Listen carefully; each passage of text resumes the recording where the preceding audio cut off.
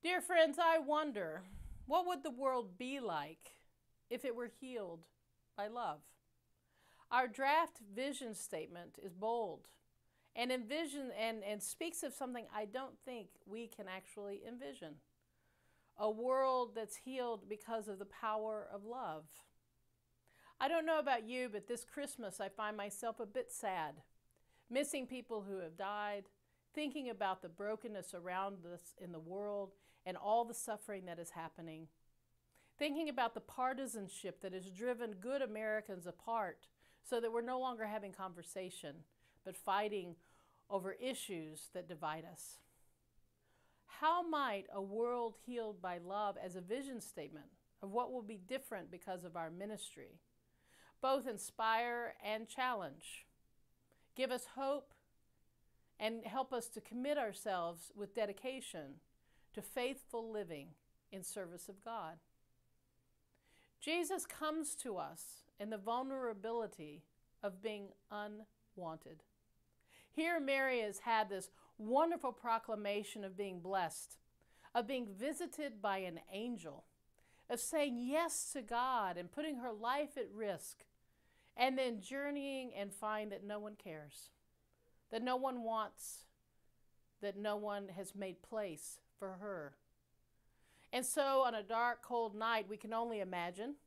Of course, it wasn't dark or cold, but we have here the winter solstice, so we live into the snow in Syracuse, and we think dark and cold, but nonetheless. Here you have this young woman, pregnant with all sorts of expectations, and no one with a readiness to receive her.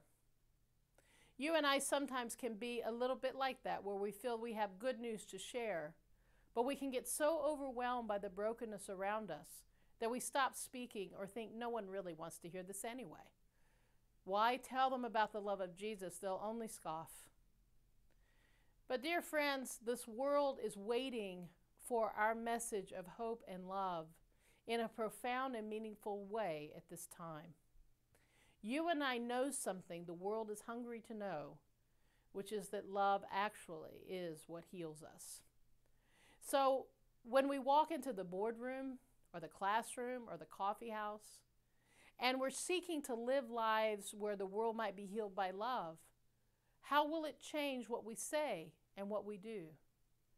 The Apostle Paul tells us to incite one another to good works, something I don't think we often think about as Christians, that we're competing to love and outlove one another, not for selfish gain or to prove that we're the best or some weird sense of power, but rather to prove that God is the greatest, that the love of Jesus is the most profound encounter we can have, and that we have been transformed and healed by something that is so powerful and so inspiring it is beyond our control. You and I need the vulnerability of the manger, both a sense of living into when we're not feeling wanted or sad or lonely, and knowing that God is faithful, that God meets us in that loneliness and transcends it, that God calls the shepherds and the magi, and God calls all of us together. And yes, it's not Epiphany yet, so don't rush the magi. Keep them away from the mangers.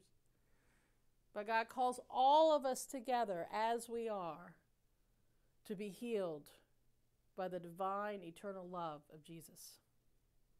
Dear friends, I pray this Christmas will be profound for you and for our world, that we will recommit ourselves to doing good and find new ways of speaking words to a world that has forgotten that love is the answer, that love is what heals us, and that each time you and I choose to love, it is an act of transformation and hope.